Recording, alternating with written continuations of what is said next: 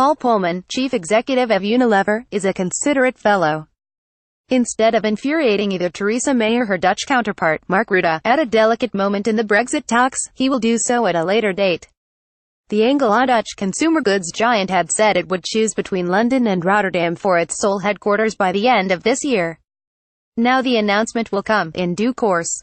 Only 100 jobs or so will be affected directly, but do not doubt that the location of Unilever's HQ matters to politicians.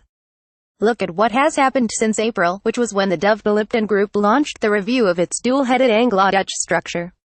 Mark Rutte, the Dutch Prime Minister, a former employee of Unilever, has risked a political storm by planning to overhaul local tax rules on dividends so as not to penalize international investors in Dutch companies. He will look a fool if Unilever refuses his red carpet. In the UK, there is a proposal to change the takeover code to the advantage of defending companies. Polman, it so happened, had been complaining about unlevel playing fields, despite Unilever's great escape from Kraft Heinz's financial engineers. The tweak may not satisfy his worries, but it's something and was supposed to be symbolic of May's preference for Unilever-style long-term capitalism. The Rotterdam threat is said to terrify UK ministers, and you can understand why. Losing a top 10 FTSE 100 company during the fog of Brexit would look terrible. Worse, Shell, which is equally Anglo-Dutch but even larger than Unilever, might follow, just at the moment the city is supposed to be luring Saudi Aramco. Who will win? It's possible Unilever's directors really are undecided, but it remains the case that Unilever has a Dutch chairman and Dutch chief executive. The pair will do their fiduciary duty and all that, but sometimes home advantage in the boardroom counts. Even in extra time, you'd bet on the Netherlands. Don't stress, banks are braced for the next crisis. Better European news: the UK's big banks can withstand a hard Brexit, judges the Bank of England. This development is obviously welcome, but don't get too excited. First, if any bank had failed the bank's stress tests, it would be late in the day to run around trying to raise fresh capital. Second, the stress picture of Brexit painted by the bank isn't comfortable for the rest of us. Threadneedle Street tested for a doubling in the rate of unemployment, a 4.7% fall in GDP, a 27% drop in the pound, and a rise in interest rates from 0.5% to 4%. Governor Mark Carney said this would describe the outer bounds of disorderly Brexit. The inner bounds don't nice either. Third, the bank's ability to keep lending to the UK economy after a hard Brexit is not the whole story.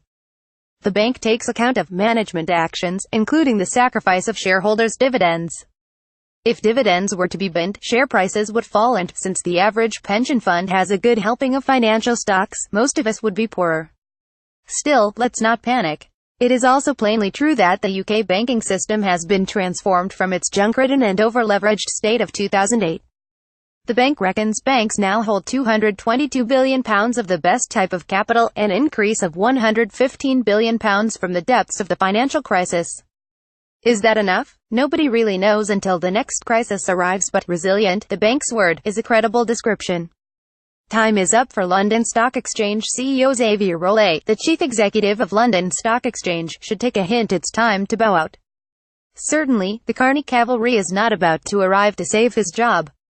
I can't envision a circumstance where the CEO stays on beyond the agreed period, said the governor.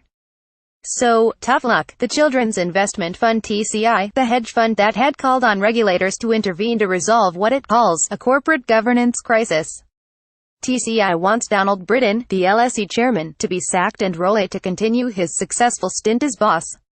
If TCI is to get its way, it will have to convince other shareholders, a task that was daunting before Carney's comments and is harder after them. We knew about the succession plan, we've stayed close to the situation, he said. In other words, the bank saw nothing amiss. Boards are allowed to change the chief executive, even if he or she doesn't wish to go. Britton and the other non-executives, as argued here more than once, were shockingly arrogant in not explaining their thinking to shareholders, and it's good that they're forced by TCI to do so. But barring a miraculous turn of events, Rutte will still be leaving.